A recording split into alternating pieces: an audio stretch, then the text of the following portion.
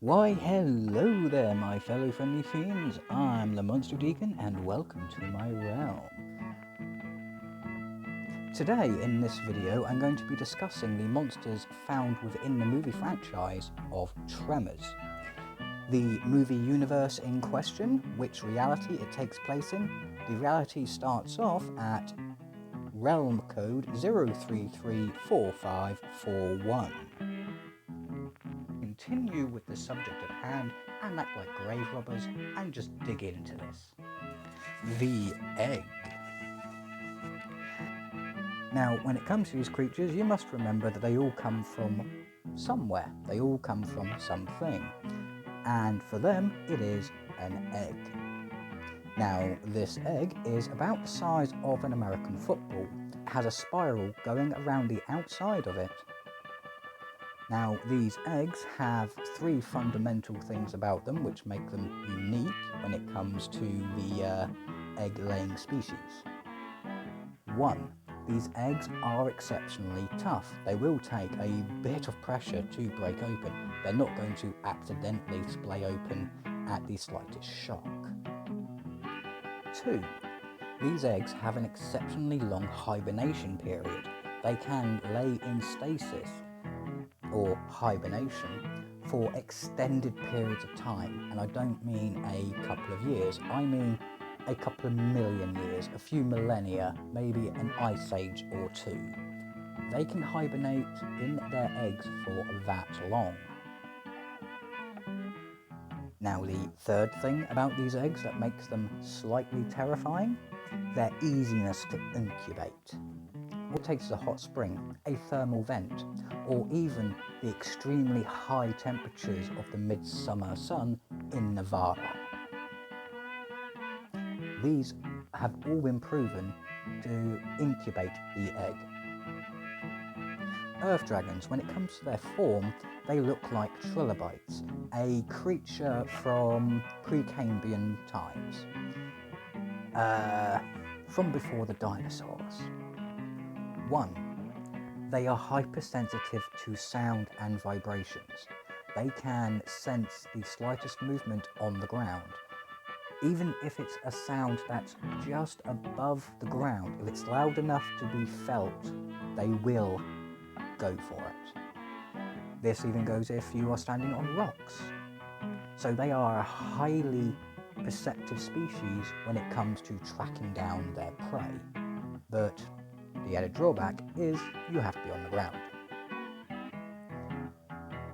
The earth dragon is hypersensitive to sound, but it also has no eyes, no sense of smell, and presumably no sense of taste.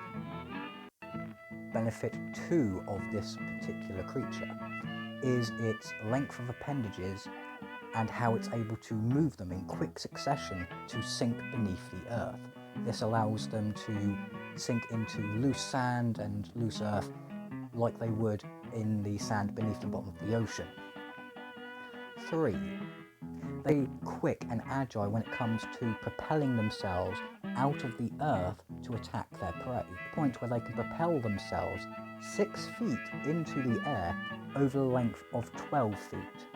This is quite a range for a creature that can kill you with its front mandibles. This makes them very, very dangerous, as they can be patient, they know where you are via sound, and they are quick. Number 4. The thing that makes them even more tougher is their exoskeleton. It grows on their body like plate armor. Their shell would have to be because it has to withstand stones, pressure, debris of being underground. Inside the universe itself, called the franchise, we are shown that these things can withstand quite a bit of damage. It actually takes a man in full-blown panic mode with a pickaxe getting a clear headshot in order to even slow these things down. Very quick and agile when it comes to propelling themselves out of the earth to attack their prey. Form 3, the Graboid. Once the earth dragon has matured, it starts shedding its exoskeleton. It starts changing physically. We don't know exactly how it changes because it doesn't show you inside the universe, but it does show you the end result. The end result is a creature which resembles a grub. This grub has many thorny appendages coming off of its body, and it is also about the same size as 4 hippos standing in a line. Yes, you heard me right, it is that large. Now the benefits to this creature are, once again, they're hypersensitive to sound. They share exactly the same hunting capability and practice as the earth dragon. Because they are scentless, they are sightless. They have to rely solely on taste and hearing. Now when it comes to these creatures, they are much larger, as you can tell, but it does not slow it down one bit when it comes to travelling underneath the earth. These things use the many spines that cover its body to help move itself underneath the earth as it goes, pretty much like a gigantic worm. But it also uses its gigantic beak at the front to move any debris out of the way. It can actually lift quite a bit of weight if it can get a purchase. These creatures have a beak-like front, and this beak can be very destructive in its own right. But held within this beak, held within the actual gullet of this creature, is 3 serpent or eel-like tongues. These tongues can stretch out 6 to 12 feet. Each one is able to pick up any flavour or taste as it's going along. So if it feels meaty goodness, it will pull in meaty goodness. But at the end of these tongues are separate mouths. These mouths don't lead anywhere, they're just lined with hook-like teeth, which are designed to help wrap around, sink into, and drag the prey to the graboid's mouth. But the tongues are by no means its only means of reach, because its last benefit, the thing that makes it slightly dangerous, or more dangerous, because it's already dangerous, is its ability to get about 6 feet above the ground, keeping most of its body underneath, thus giving it more reach, more ability, and also giving it, shall we say, the ability to pin large prey. Because this creature is not only big, it's strong, because if it needs to, it can flip a car, it can flip a van, or it can flip a house. When the graboid has reached the point where it's ready to start its next part of the life cycle, it makes its way to the surface of the earth, where it will lay out, and we don't know exactly for how long. The universe, the documentation that I have been able to see from it, does not give you a full detail on how long this takes. But we can assume it isn't a day.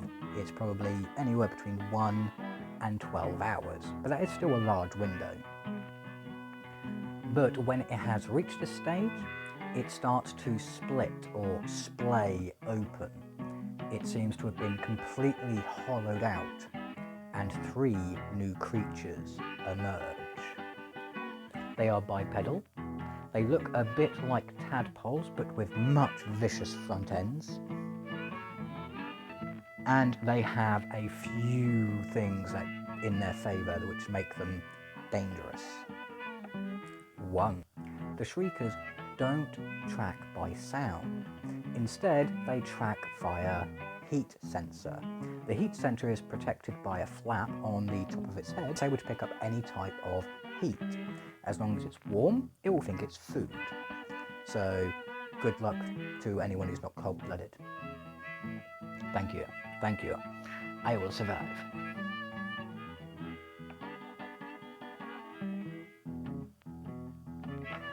Two, these creatures have a, shall we say, more destructive front.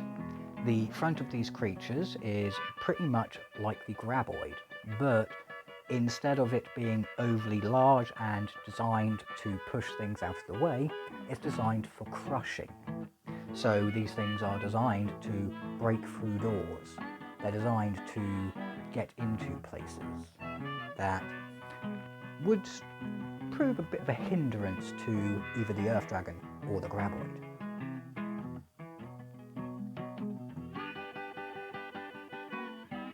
Now these creatures are bipedal, which means yes, their movement is limited, but by no means does that mean you're safe.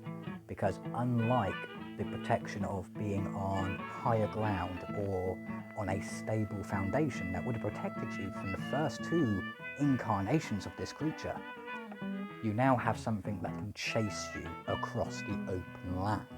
Something that can get into buildings if it tries hard enough.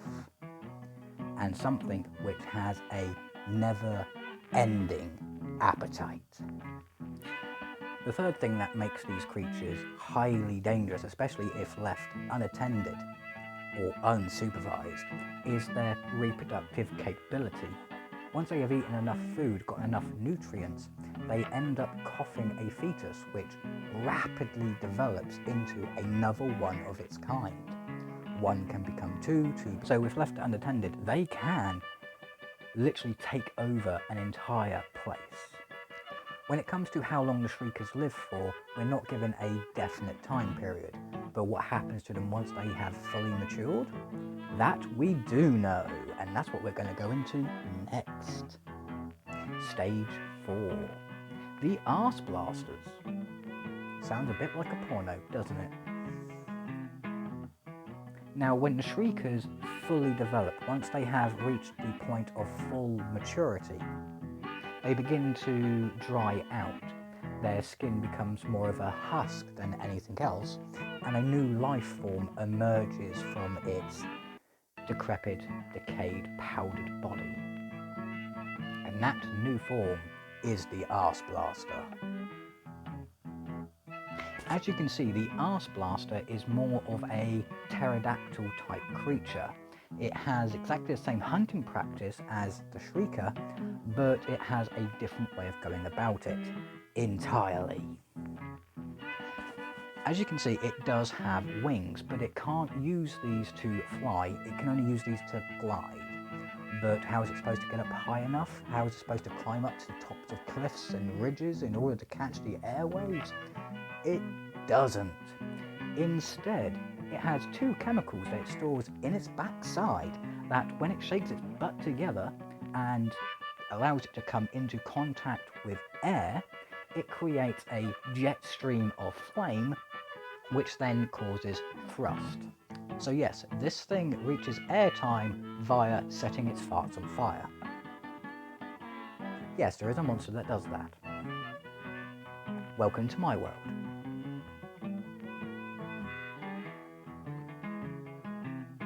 Now this poses two extra problems that hunting or dealing with these creatures would entail. One, it is able to fly, which means it can see you from the air. It has the bird's eye view advantage. Unless you are completely aware of where these things might be coming from, or that they are actually in the area, you can be taken out quite easily, deaf from above. And the other thing that makes these very dangerous, but also highly unusual, is when it's using this combustion to create lift, anything behind it, whether it's a building, a structure, a person, the ground, it instantly catches fire. The heat is intense. So in other words, whenever you see one of these things coming, stay away from its backside, stay away from the lethal end. Treat it like someone who has just eaten 20 beef burritos and has said they have a sore tummy. Just stay clear. When it comes to the Arse Blasters, we don't know exactly how long that they live for. The TV series does not answer this fully. The movies do not answer this fully. But what we do know is that these creatures, the Arse Blaster, is able to self-reprocreate like the rest of its species. It can gestate its own egg and lay it somewhere. We are not told if they were only capable of laying one egg, many eggs. Once again, the universe does not make it clear. But what is clear is these eggs can be laid from a great height, can be laid in practically any environment, and can lay dormant until the conditions are just right. Thus, we come back full circle on their life cycle. Now, when it comes to the creatures as a whole, yes, they have weaknesses, but they have one glaring strength. I will go through their glaring strength first, and then I will go into their weaknesses, then how you might be able to survive. The ultimate strength of these things is their ability to reproduce. They reproduce without any sexual partner. They are hermaphroditic. They do not need another being to allow them to create themselves. You start off with one egg. That one egg will become one earth dragon. One earth dragon will become one tremor. One tremor will become 3 shriekers. 3 shriekers will become 3 arse blasters. 3 arse blasters will then lay 3 eggs, etc., etc. It just keeps on going and going. So yes, their ability to breed is quite possibly their strongest asset. It is also the one that will cause the entire planet to go into complete chaos and death, but hey, life, ain't it wonderful? Now let's go into their weaknesses, because yes, these do have weaknesses. Everything does. Even I have weaknesses. If you put a chocolate cake in front of me, I'm gonna eat it. Yeah, I'm not gonna, I don't care. I will cross the street for chocolate cake. I will leave my cave for chocolate cake. But damn it, I live in a realm in YouTube. There is no cake. Here, the cake is a lie. Now, what we were saying? Oh yes, weaknesses. When it comes to their weaknesses, you can actually split them up into 3 separate categories. I will go in stage order so you can kind of understand. When it comes to the egg, its greatest weakness, it's an egg. If you find it, smash it. If you need to keep it as a specimen, stick it in a freezer. Don't let it get warm. Simple as. That's how you deal with an egg. But when you get to the other forms, that's where you have a tiny bit of trouble. When it comes to the earth dragons and the graboids, they share a strength and a weakness. Their dependency on sound and vibrations.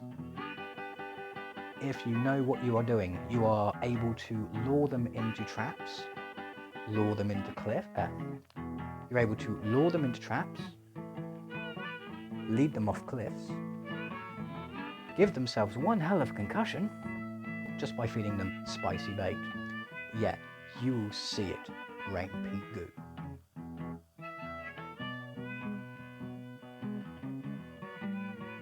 So yes, their greatest strength is also their greatest weakness, sound.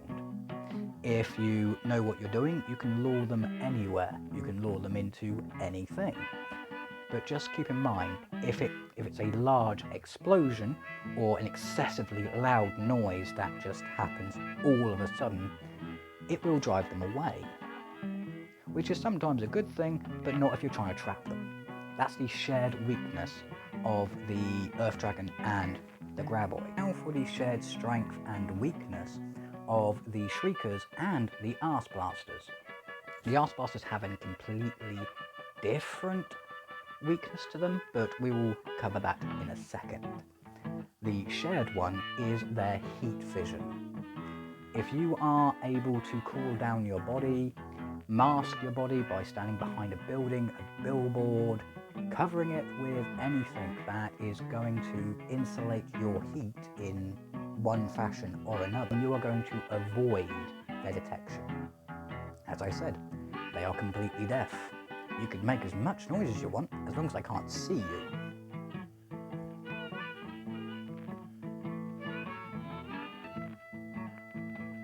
Now, when it comes to the arse blasters, they have one extra weakness all to themselves. Yes, they are that special. They're the last form. They have to have something special. And that special thing is their flammable farts. I am not kidding. It is their biggest weakness. Why? All it takes is a gunshot. All you've got to do is perforate it with a spear. All you have to do is find a way to cause some kind of rip in their rectum. Yes, that sounds painful. Cause a rip in their rectum. Once you have done this, this causes both the chemicals to mix with the air while it's still in their body. Yeah, explosion time. Now, when it comes to the species, the race, the creature, the life cycle, all of them as a whole, there is one shared weakness that they all have in common. And this is one that I have only been able to take from the glimpses into this universe via the franchise windows, and is just my speculation. But, and this is a big but, I do believe that the ultimate weakness of these creatures is large bodies of water.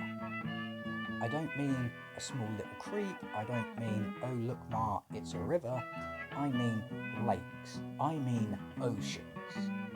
Why? Because unfortunately, when it comes to these creatures, we've already established that the Earth Dragon is a land-based creature. It probably could not survive in the ocean. 2, the Graboid is an Earth-based creature. I do not see it being able to swim in the ocean freely without it being like a worm on a hook. When it comes to Shriekers, they can't run across water, and I doubt they can swim. And then finally, the only ones that might pose a threat, the Arse Blasters. But when it comes to the Arse Blasters, there are 2 things to consider when it comes to the justification of large bodies of water being their nemesis. 1. The ocean is vast. I doubt that a Arse Blaster is going to have enough gas in its tank to make it from one continent to another. 2. When a Arse Blaster comes down to swoop and grab you in a large body of water, it's going to get wet. I do not see it being able to ignite its ass if it's got a soggy bottom. So a large body of water is probably going to be your best defense against these things. So what can you do if you found yourself in that universe? Or what could you do if those creatures found their way to yours? You would need to do a Burt Gummer. In case you're wondering, Burt Gummer is a character that appears in all of the movies inside Tremors franchise. He even appears in the TV series. So he is the ultimate supporting actor. In order to survive that, you would have to go full paranoid survival mode. Why? Well, if you are going to try and live in a place where these things are prone, you're going to need to set up some kind of security system with relevant comfort and ease without the fear of being eaten in your sleep. What you'll first need to do is set out a perimeter. How big do you want your dwelling home to be?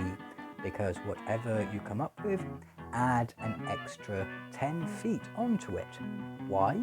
Because you are going to have to build a protective wall, one that goes above and below ground. You're also going to have to put in one hell of a foundation on this property. We are talking 6 feet thick walls going beneath and around. But you're going to have large walls on the outside going from the ground up. This is to prevent the incursion of Shriekers. Everything else is to prevent the incursion of Earth Dragons and Graboids. But what do you do about the Arse Blasters? You're going to have to put a cage around the top of your entire property. preferably out of a very heat-resistant material, much like tungsten. So maybe tungsten carbide, just to give it that bit more extra punch, just so that it can't be burnt through or chewed through. You are then going to have to build your home in that space. If you want a garden, you're going to have to make space for it. So always take that into consideration. But that's just how you can build a dwelling to protect yourself. When it comes to the logistics of surviving there long term, I am not the monster to go into that, because I'm able to survive on eating one human soul every year. So yeah, for me, food, comfort, not much of a biggie. Because I live in a YouTube realm. Come on, do I look like I need that much space? They will have to do this on a large scale. They will have to house, food, clothe, educate, water, and protect every single human being that they could. Not an easy feat, especially if there is a threat of these things going rampant on your planet. Why? Well, simply put, these things would be disastrous for a world if they were left unchecked and were allowed to run free. They would continuously till, loosen up the soil all around the globe to the point where nothing would grow because moisture would not be able to be retained inside it because it's being constantly turned over, which will lead to dust balls, which means dust and debris from the earth being swept up by the air and thrown into the atmosphere. This could block the sun out for days, even weeks. But that's not the worst part. The worst part is the choking hazard that this causes. It will cause people to suffocate. It can blind them if they are caught out in a sandstorm. And a sandstorm can last for hours, if not days. If left completely unchecked, throwing up debris into the air, continuously turfing the land, they could lead to an extinction level event where the only things that might survive are insects and quite possibly marine life, but all animal life would be gone, either eaten or destroyed, one of the two. Which brings me to my one thing, the one thing I just cannot accept about the entire timeline of the Tremors, of their entire species, and that is that they are Precambrian. Precambrian is before the dinosaurs. Precambrian is before the insects. Precambrian is when trilobites and worms were the only things that existed. There's no way that a form like the Shrieker or the Arse Blaster would have existed. There's no way that a worm the size of the Graboid would have existed. Earth Dragon Trilobite? Yeah, I can see one that size. They should have said it in the Jurassic period. Why? Because in your universe, the dinosaurs were eradicated by a meteorite. What if in their universe, it wasn't a meteorite, but it was the rise of these creatures? Can you imagine a pervasive, evasive, carnivorous life form that could hunt you across land in any direction, doesn't require a partner to reproduce, and doesn't care about anything else? They would quickly run themselves extinct because they would go through their entire food supply, let alone damage the ecosystem. They would have to have a fail-safe hibernation mechanism in place to allow them to survive. Hence why the eggs can last for millennia. That's what I would have done. That's the only gripe I really have with the information that you glean from that franchise. But that's just me. I have some special thanks. These are for people who supplied information whether they knew it or not. I would like to thank Tremors, Anatomy of a Franchise number 5 by In Praise of Shadows, without which I would not have been able to do a lot of this research. I would also like to thank the Tremors YouTube page, as well as the Tremors Movies franchise, for giving me such information as well. Now, the last person I would like to thank and this is from me to the actor. Michael Gross, who played Burt Gummer, for commitment to the franchise and for horror action as a whole. In my opinion, he deserves some kind of award. Preferably one he can't mount on his wall because he shot it.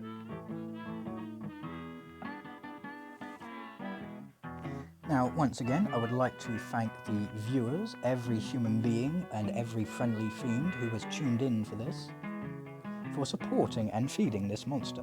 The more views and time I get from you, the stronger I become. Likes and subs are vastly more potent, but your time is worth its weight in toenails. So until next time, stay freaky and stay geeky.